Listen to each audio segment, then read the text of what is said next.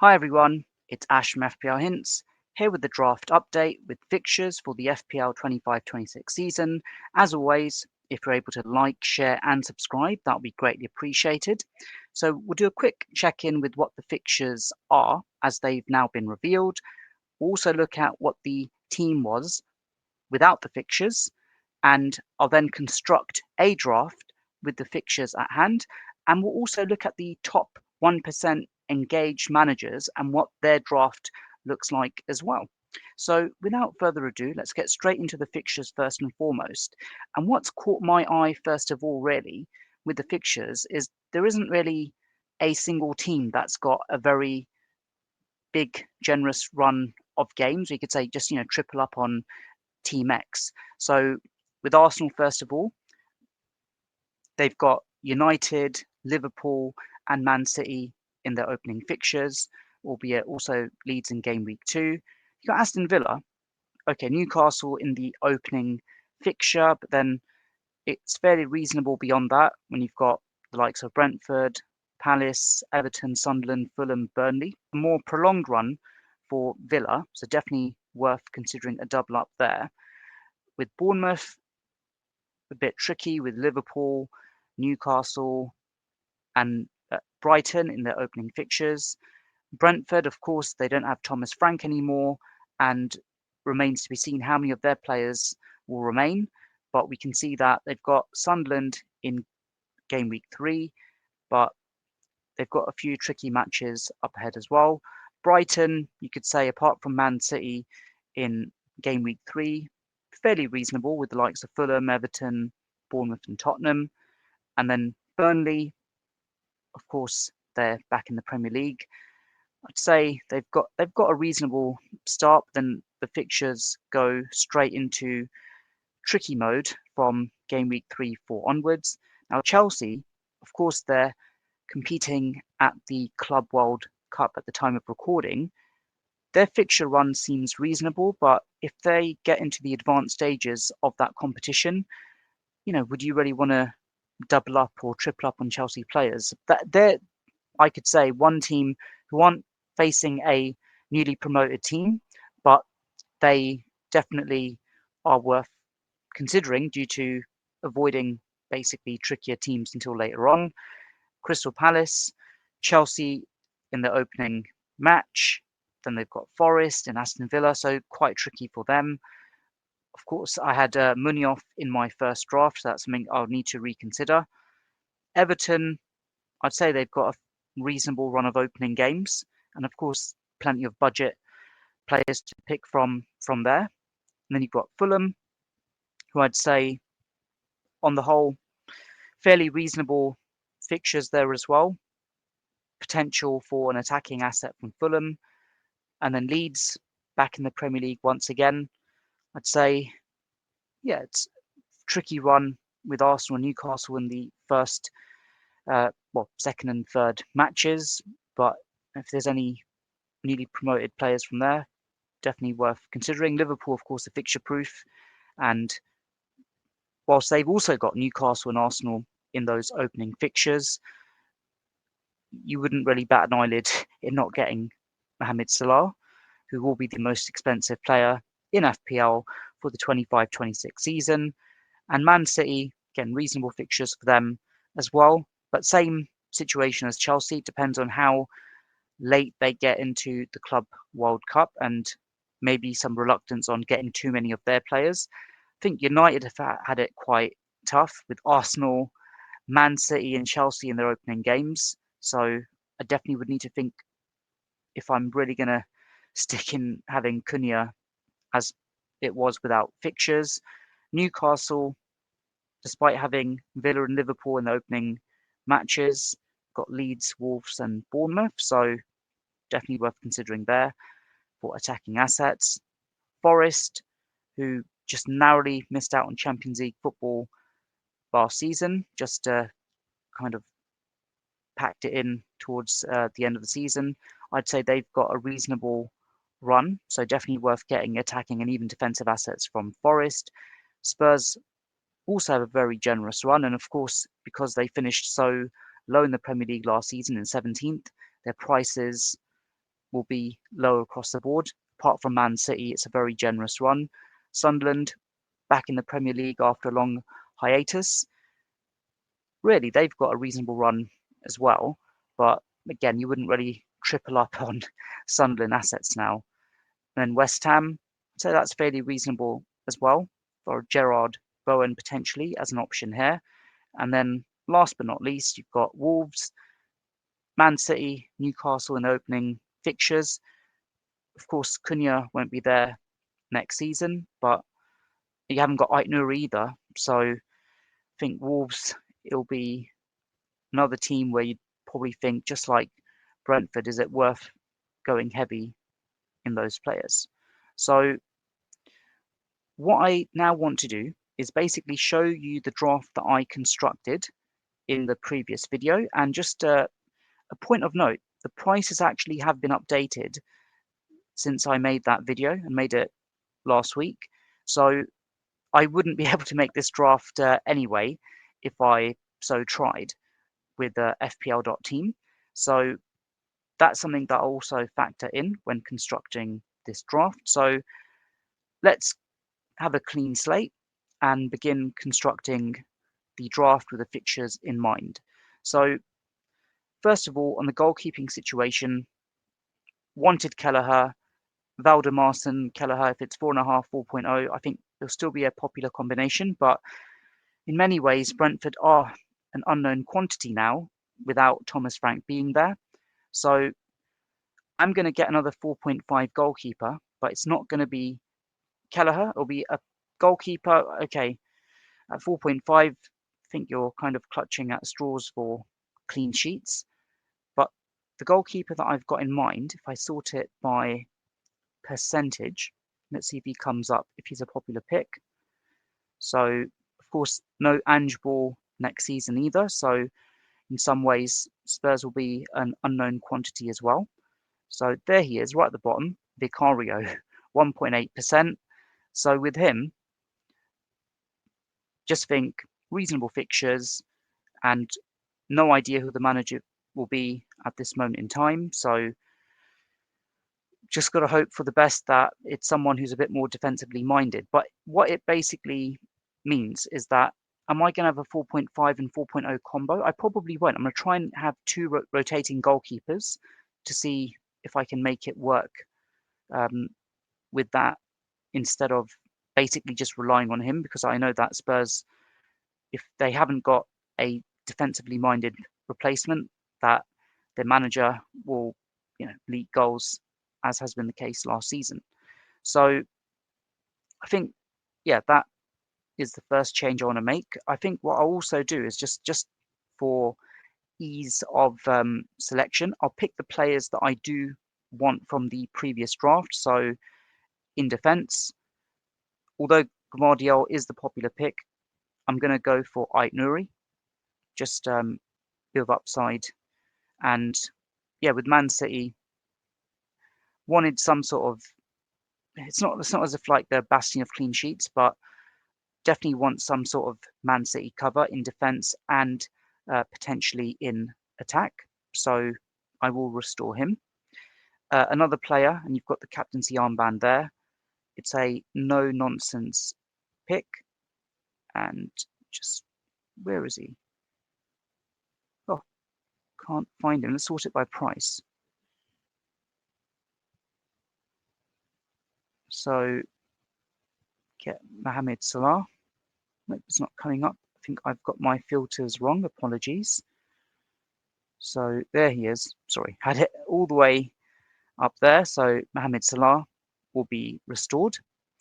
So in terms of the formation, I had a 3-5-2 formation, and I'm going to do that here as well. So I will deselect a forward and just change it there. There we go. Oh, sorry. Switch. There it is. And I'm going to promote the other forward up the batting order, so hopefully not have a 4.5 forward in this draft. So there we go. So Aitnour and Mohamed Salah are back in the team.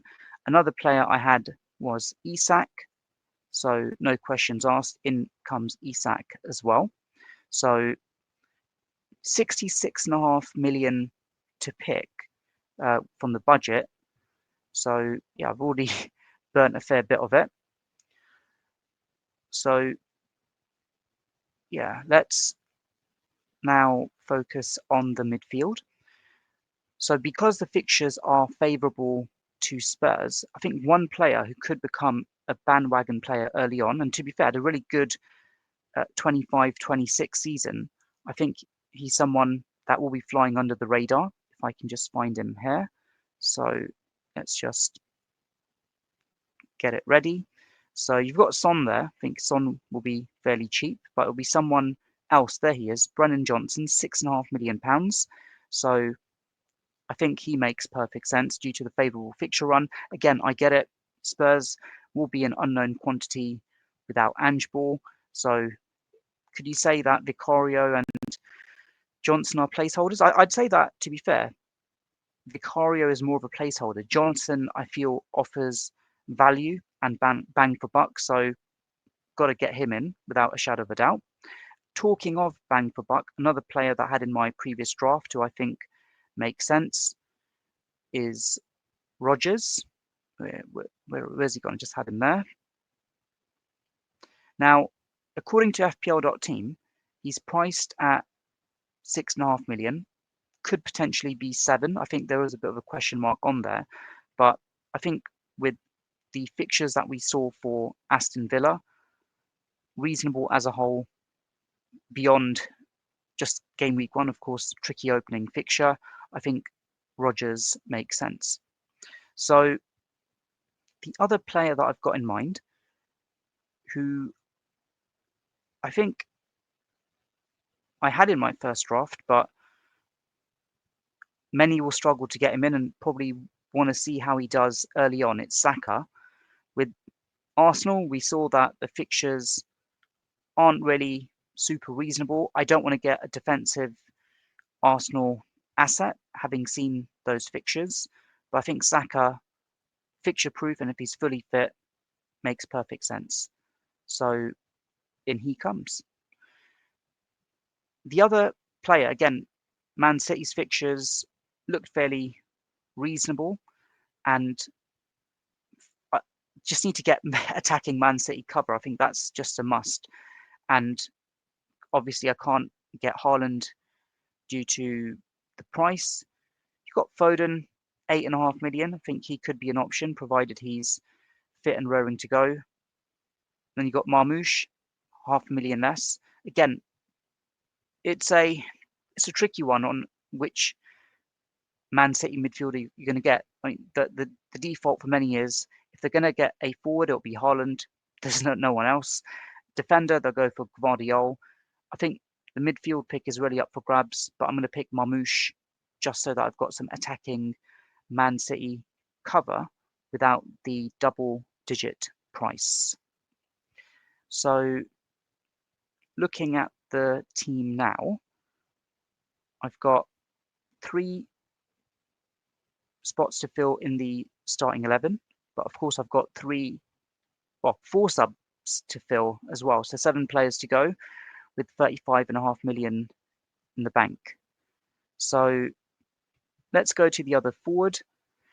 We saw that Forest had some reasonable fixtures, and of course I had Delap in my first draft without fixtures.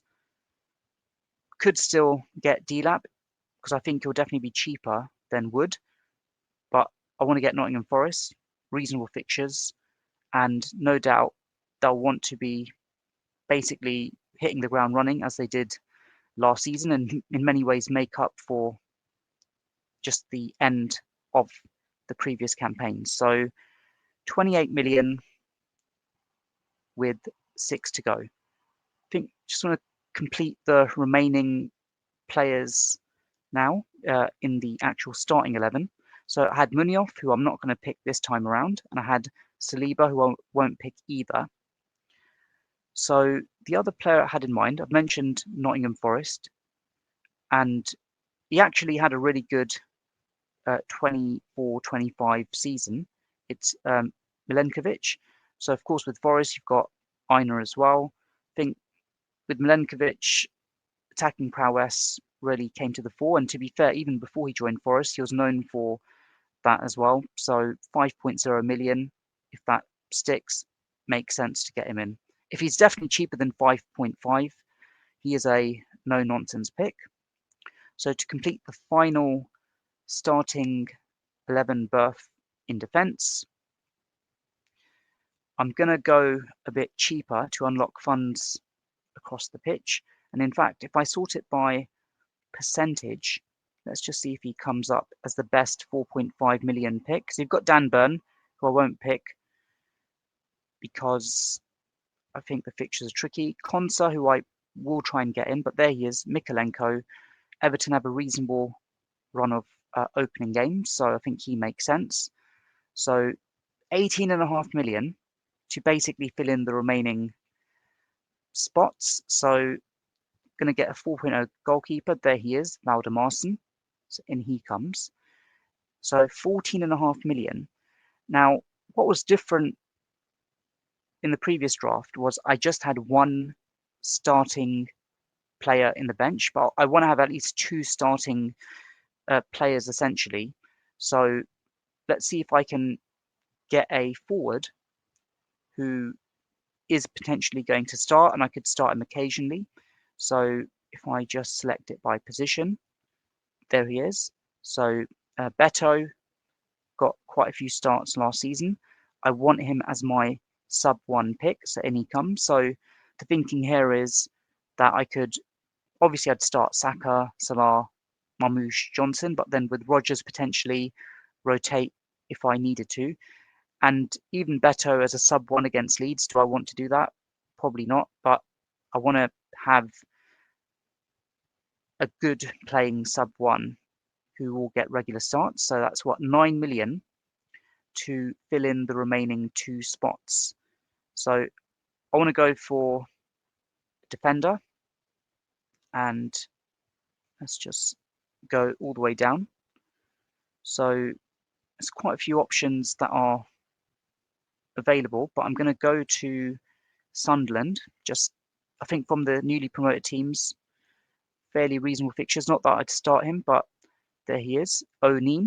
So regular starter for Sunderland in the Championship, just a default sub 3. So that leaves me with £5 million in the bank, and I need to fill in the remaining defensive slot. So let's just get it selected here, and we'll sort it by just popular picks. Cap it at 5 million. So you've got Kirkes, got Pedro Porro, Robinson, Aina, Konsa, quite a few options to pick from. So just for this draft, because I wouldn't want to start him against Newcastle United, I'll pick Konsa. I just think with Konsa, he's one of those players you could potentially rotate, set and forget in many ways. And yeah, I mean, might score the odd goal here and there. But the thinking here is that look, I could have gone for a 5.0 defender, as we saw, but then I wouldn't want a 5.0 defender sitting as my sub 2. And with that, this is my first draft with fixtures for FPL 25-26, £500,000 somehow in the bank. And I've deliberately done that because just in case there is a bit of trial and error with the prices, and it's always the case, like with FPL.team, they're fairly accurate, but I want it that I've got that buffer in the event that if I really did want to act upon it for my first official FPL draft, that I haven't maxed out funds, so fairly content with that. So the bench, I mean, the goalkeeper, if I really wanted to, let's just get Valdemarson out and let's get Henderson in. So that's maxed it out. So got rotating goalkeepers, and from the combo I saw with Spurs and Palace, a bit of rotation can potentially happen with the goalkeepers. So yeah, if I'm out by £500,000, then I'll bring Valdemarson in or just another 4.0 goalkeeper. So let's just sort it now by percentage. So Vicario, differential goalkeeper as it stands based on engaged managers. Defence is fairly differential as well. Got Saka, Salah, Marmoush, fairly template. Then Johnson, very surprised, he's only 2.3%. I've got no doubt that when more of the engaged users of FPL.team log in, that percentage will rise. Yeah, Rodgers will be the fifth midfielder, sub 1 pick. Isak and Wood, fairly template as well. Henderson at 11%. And yeah, the rest of them are fairly differential. Konsa, I'd say, yeah, sub 1, sub 2 pick. So I think that makes fair sense there. I think the issue here is on pricing, how accurate is it? I saw some of the comments in the previous video that some are questioning, look, Mohamed Salah broke the FPL points record last season. Is he really going to be 14 million, or like Haaland was last season? Will they make him the most expensive player ever, or not even match it, but exceed it? I think that's a question mark that remains to be seen. So we'll find out soon enough. I kind of feel that FPL kind of ruined the game by cheapening the players' prices so much last season and the season before. And I kind of hope that in some ways the prices do increase substantially so that, yeah, this template, well, I say template, this draft could become a template in some ways with Saka, Salah, Isak, Man City defender, Marmoush. So yeah, it's better if there's more variation from the start, and then the template emerging just makes it a bit more challenging and more fun, I guess. So before I go, let's now look at the template as it stands for FPL.team. In some ways, I consider this a cheat code feature of FPL.team because you're effectively seeing what the engaged managers teams are like before the game week 1 deadline. Of course, this will update on a regular basis between now and game week 1, but it just gives you an insight on the kind of picks that are popular. And if you are looking to copy your favorite content creators and you want to get an amalgamation of what their team would look like, I think this is a very good indication of it. So David Raya is the default goalkeeper right now, but of course many of the FPL.team users haven't logged in yet, so you'll probably see some changes. I don't think David Raya will be the go-to goalkeeper. Gvardiol will be the probably most popular defensive pick. 92% have got him, and that will probably be there unless he gets injured. Munoz, I think that percentage will drop among the top 1% in the weeks ahead because of the fixture difficulty for Palace. I think Konsa, 41%, just because he's 4.5 million. He'll be a go-to pick as a sub 1, 4th, 5th starting defender. Of course, Mohamed Salah, no nonsense pick there. Mbeumo, completely forgot about him, or did I? I've not included him in any of my drafts right now, purely because we don't know where he's heading. If he's at Brentford, is he still the same Mbeumo without Thomas Frank? So that's a question mark there. I think Gerard Bowen is a very good shout. With him, I think definitely if there's questions about Marmoush, I definitely get Bowen in, and there you go, Rodgers, popular pick there. And with this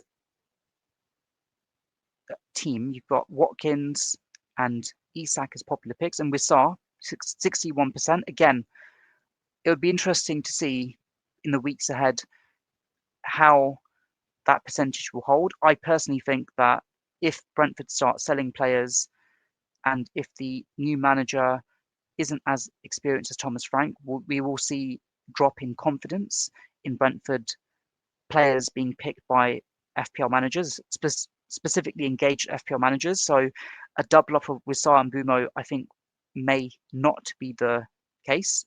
Having said that, I never doubled up on them until right at the end. So that's just a word of caution there. Yeah, Areola, but he'll be 4.5 million as one of the rotating goalkeepers. Livramento, I think that percentage might drop with Newcastle's games. Of course, with this draft, Xhaka, you can ignore him as a sub 2. Obviously, he'll be a starting player. And Kirkez, again, where's he heading? I think that'll be a question mark as well. I wouldn't get him if he's still at Bournemouth, but if he's at a Premier League club like a Liverpool or just one in the Champions League, definitely worth considering. So there you have it. This is my first draft with fixtures for the 25-26 season. Really keen to hear your thoughts, as always, in terms of what you think with respect to the balance, and if I've got it right, have I got it wrong? Do I really need Gerard Bowen and Bumo? And if I do, how would I make it work? As always, if you're able to like, share, and subscribe, that would be greatly appreciated. Please also let me know who you'll be having in your first drafts ahead of the 25-26 season. Important caveat, FPL game itself hasn't launched. It probably won't launch as of the time of recording for another 4 weeks. And I think in about 2 weeks' time, if you really want to know the launch date, I'll probably make a video to just show what signs to look out for just before the game goes live so that you can bag a low ID and start drafting through the official FPL game. There we have it. Take care and all the best.